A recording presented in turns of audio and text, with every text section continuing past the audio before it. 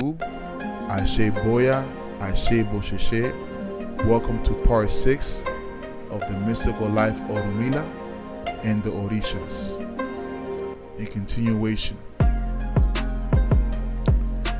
during the days that Orumila and his disciples were in the house of Osain, Osain demonstrated his vast familiarity and wisdom of the different plants known as Ewe in his environment.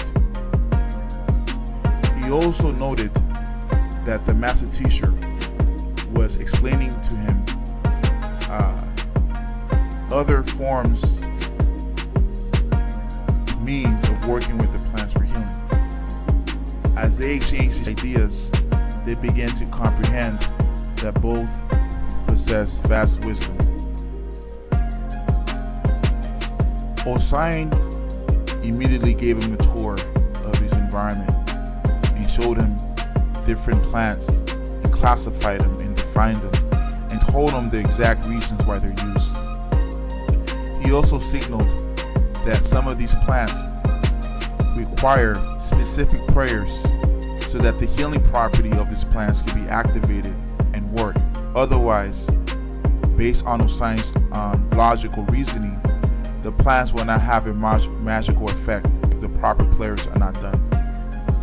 As Osain explained the different spirits or energies behind the plants and how to activate each and every one of them by classification and identifying them by names and by specific deities, they were able to understand, meaning Orumila and the disciples, the different magical properties, the deities that represented these plants. After this, they began to go to other environments where it's very dangerous because there were a lot of animals who were wild and could attack any person nearby. So Osain, knowing the environment, told them to go to these regions with a lot of carefulness. He indicated also other trees and plants that were in that region. He told them to not go to certain regions where there's not enough, where food is scarce and where they could be excessively fatigued, and where regions where they could even contract fever, and places where there's also specific animals that could attack them who could have terrible effects in their health. In the same form, Osain learned a lot from Orumila in respects to the traditions of Ifa. The king also considered Orumila a deity, just as he considered him being Agboniningun.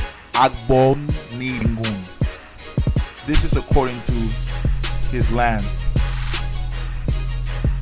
And because he saw that the practices were similar, although some natives were not familiar with Ifa. Now, Osain also noted that his disciples and him will have a great journey and will be prosperous. They spoke about this subject matters for several days until finally, out of nowhere, through palm trees, arrived Elegua, who was nearing to their presence in desperation. First, Elegua gave reference to Osain, and then to Orumila's disciples, and respectfully to Igbo Bere, and then to Orumila. Elegua explained to Orumila his motive and reason why he arrived there with desperation. He said, "Master Teacher, Obatala is on the other side of the Niger River in the kingdom of Inle, the Risha of medicine. He has suffered a lot of strong convulsions and has a high fever. He is surrounded by his children and they're in desperate need that someone could come to help him. because he's gravely ill. I came here to look for you, and I knew you were gonna go to see Osine. This is why I was able to find you.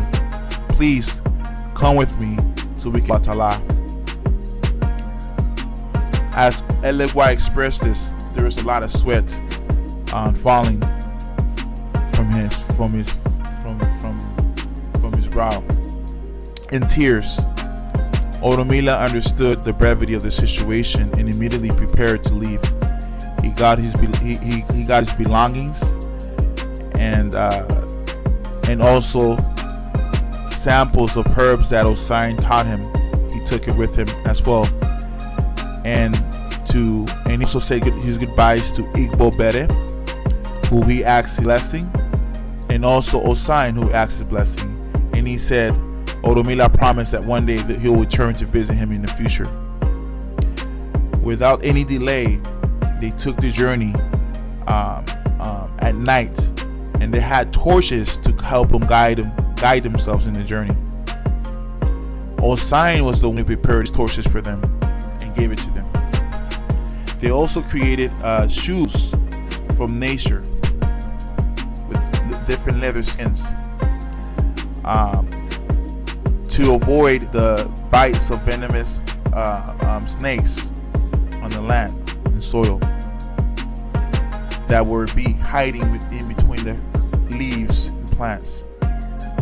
As they began to go to regions that were very humid, deep forests. And in deep forests they entered, and they found a place where the river was at. Elegua guided them to that location. Since they also carried machetes, they were able to cut and chop down certain wood from trees to create this boat, and they sailed to cross the Niger River with that boat. They implored and asked blessings from Oya, who is the tutelary deity of the river, for her protection against any calamities that could take place during this transition or during this journey to cross the Nile River, and to guide them in the current of the river. As they continued, several hours passed by, and without any further delay, they are finally arrived in the kingdom of England to live here. Elegua explained the different cultural customs that they had and practices in way of life.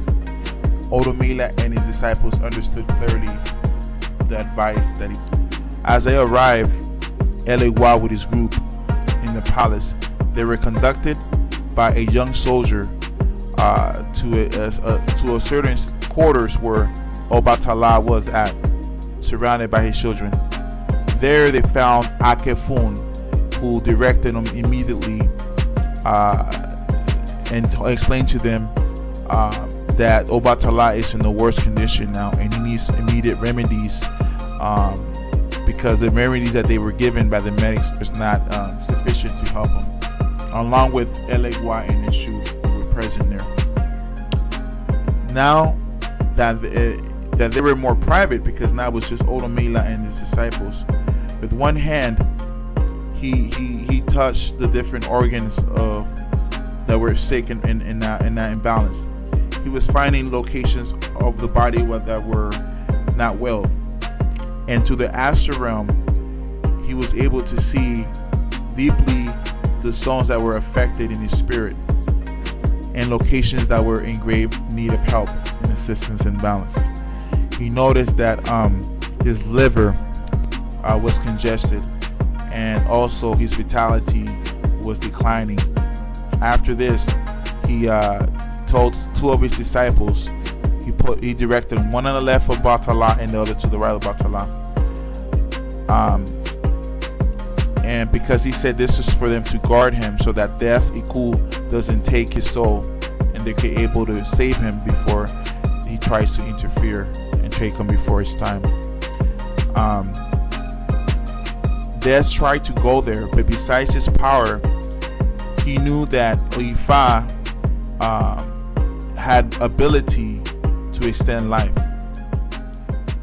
and he knew that Orula is the representative of that on earth.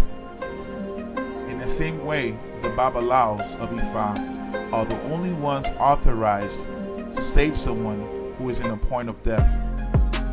And this is what happens when Babalaos do that. There's always a war between death and Orula. And this is something you will know later on in the stories. Various hours pass until the nighttime, and they maintain themselves focused in the ritual.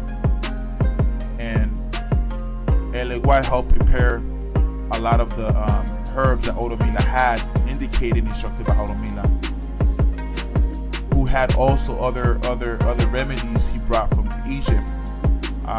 He also applied several ingredients that he got from Osai.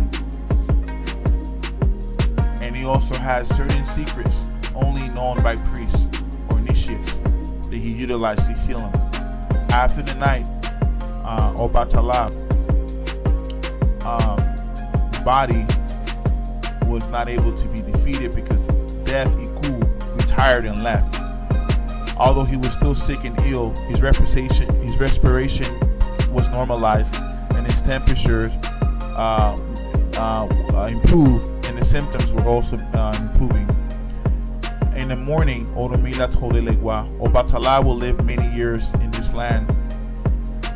And then generally he told everyone, he hugged everyone and told them, and then everyone was happy and content, and they kissed the hand of Orula and of the disciples. All Batala's children were grateful and thankful for Orula.